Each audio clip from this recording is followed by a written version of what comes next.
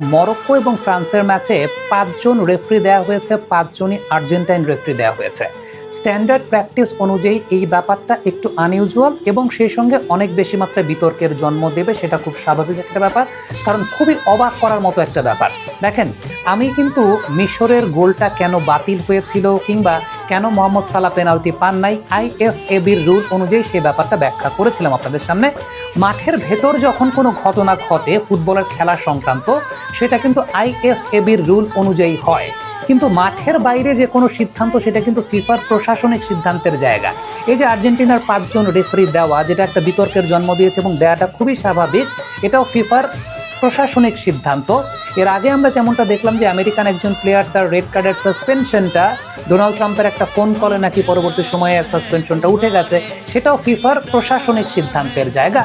এখন কেন আসলে 5 জন আর্জেন্টাইন রেফারি থাকাটা বিতর্কের জন্ম দিতে পারে বা দিয়েছে, সেই ব্যাপারে ব্যাখ্যা করতে চাই। ফিফার স্ট্যান্ডার্ড প্রোটোকল অনুযায়ী নর্মাল কোনো একটা ম্যাচে আসলে কয়েকটা ক্রাইটেরিয়া থাকে ম্যাচ অফিসিয়ালসদের। একটা হচ্ছে 3 জন রেফারি যারা অনফিল্ড রেফারি এবং 2 জন লাইন্সম্যান সাধারণত একই দেশের থাকেন, কারণ একটা কমিউনিকেশনাল ব্যাপার থাকে, অর্থাৎ ভাষাগত একটা ব্যাপার থাকে। কিন্তু বাকি 2 জনকে আমরা নর্মাল স্ট্যান্ডার্ড প্র্যাকটিসে ভিন্ন দেশের দেখি। এখন আপনি যদি আর্জেন্টিনা এবং মিশর ম্যাচটাও লক্ষ্য করে দেখেন, সেখানেও অনফিল্ড রেফারি যিনি ছিলেন ফ্রান্সিওস লেটেক্সার, তিনিও ফ্রান্সের অধিবাসী। অ্যাসিস্ট্যান্ট রেফারি যিনি ছিলেন তিনি কারিল মুগনিয়ার, তিনিও ফ্রান্সের। অ্যাসিস্ট্যান্ট রেফারি 2 যিনি ছিলেন মেহদি রামনি, তিনিও ফ্রান্সের। কিন্তু অন্যদিকে 4th অফিসিয়াল এবং রিজার্ভ রেফারি দেখবেন তারা 2 জন কিন্তু নরওয়ের। সো এই জায়গাটা আপনি খেয়াল করে দেখলেন যে হ্যাঁ, 3 জন রেফারি যারা আছেন সেই 3 জন একই দেশের থাকেন, সেটা স্ট্যান্ডার্ড প্রোটোকল অনুযায়ী তারা থাকেন, কারণ ভাষাগত কমিউনিকেশনাল একটা ব্যাপার থাকে। কারণ ফুটবল যেহেতু অনেক দেশের খেলা, সব রেফারিরা আসলে ইংরেজিতে পারদর্শী থাকেন না। সো মাঠের ভেতর যারা নিয়ন্ত্রণ করেন তাদেরকে একই ভাষাভাষীর রেফারিদেরকে মোটামুটি দেওয়া হয়, বা 4th অফিসিয়াল 5th অফিসিয়াল যারা থাকেন তাদেরকেও একই ভাষাভাষী। কিন্তু সেক্ষেত্রে একটা বিষয় লক্ষণীয়, সেটা হচ্ছে ভিন্ন দেশের একই ভাষাভাষী দেওয়া হয়।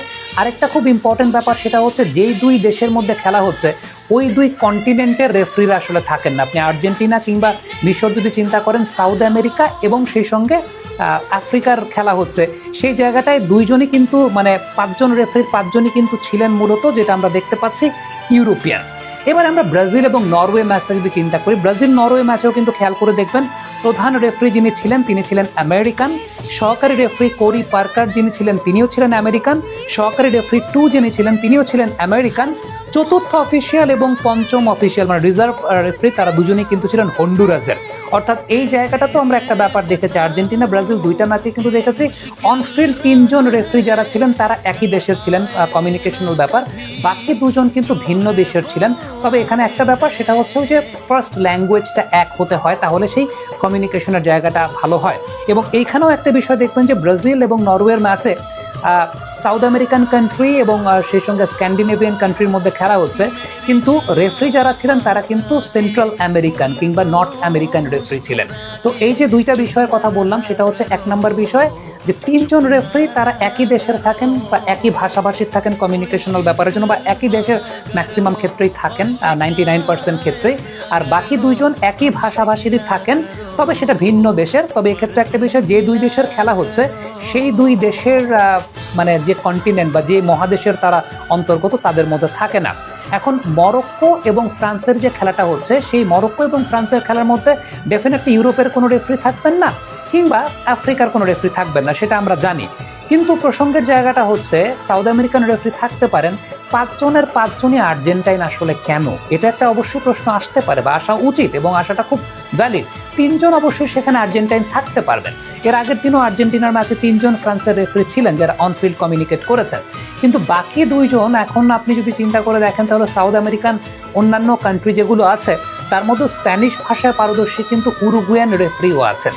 এখন আমি জানি না ফিফা আসলে এই বিষয়টা কিভাবে নির্ধারণ করেছে। আবারও বলি, ব্যাখ্যা করা যায় সেগুলোই যেগুলো আইএফএবির ল অনুযায়ী মাঠের ভেতরের ঘটনা ঘটে, এগুলোর কিন্তু কোনো ব্যাখ্যা নাই আসলে। আপনি ওই আমেরিকান প্লেয়ারটা কেন লাল কার্ড পাওয়ার পর সাসপেনশন তার উঠে গিয়েছিল ডোনাল্ড ট্রাম্পের কলে, তেমনটা আমরা শুনতে পেয়েছি। সেটারও যেমন কোনো ব্যাখ্যা নাই, এখানেও 5 জন রেফারি আর্জেন্টাইন কেন সেটাও কোনো ব্যাখ্যা নাই।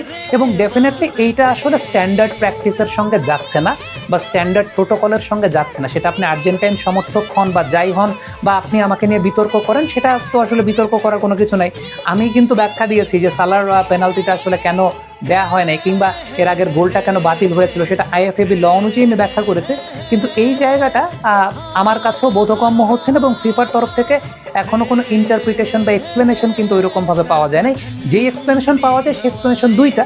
একটা হচ্ছে যে 3 জন রেফারি থাকেন তারা একই দেশের, কারণ ভাষা কমিউনিকেশনাল একটা ব্যাপার থাকে, আর 2 জন তাদের সাথেও ভাষার একটা ব্যাপার থাকে। একটা কথা বলা আছে, সেটা হচ্ছে যদি কোনো কারণে অনফিল্ড রেফারি অসুস্থ হয়ে যান, চতুর্থ রেফারি তখন অনফিল্ড রেফারির দায়িত্ব পালন করেন। সো সেক্ষেত্রে ওই কমন ভাষাটা লাইন্সম্যানদের সাথে সেটা জরুরি আছে।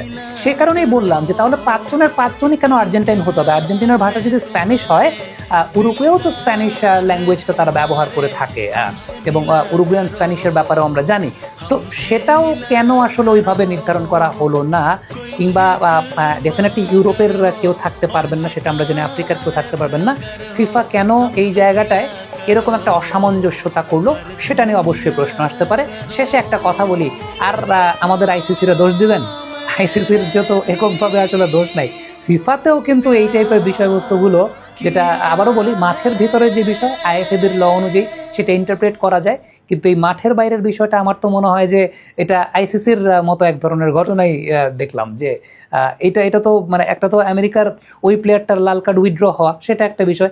এইখানে 5 জনের 5 জনই কেন? আমি বলছি না যে এটা কে অ্যাডভান্টেজ দিবে, এখানে তো আর আর্জেন্টিনা খেলছে না, কিন্তু এখানে আসলে কি ঘটনাটা, সেই ব্যাপারে আমার মনে হয় ফিফার একটা ইন্টারপ্রিটেশন আসলে খুব দরকার। আদারওয়াইজ এটা নিয়ে বিতর্ক হবেই। কমেন্ট বক্সে আপনাদের মন্তব্য মতামত জানতে চাই, লিখে পাঠাবেন।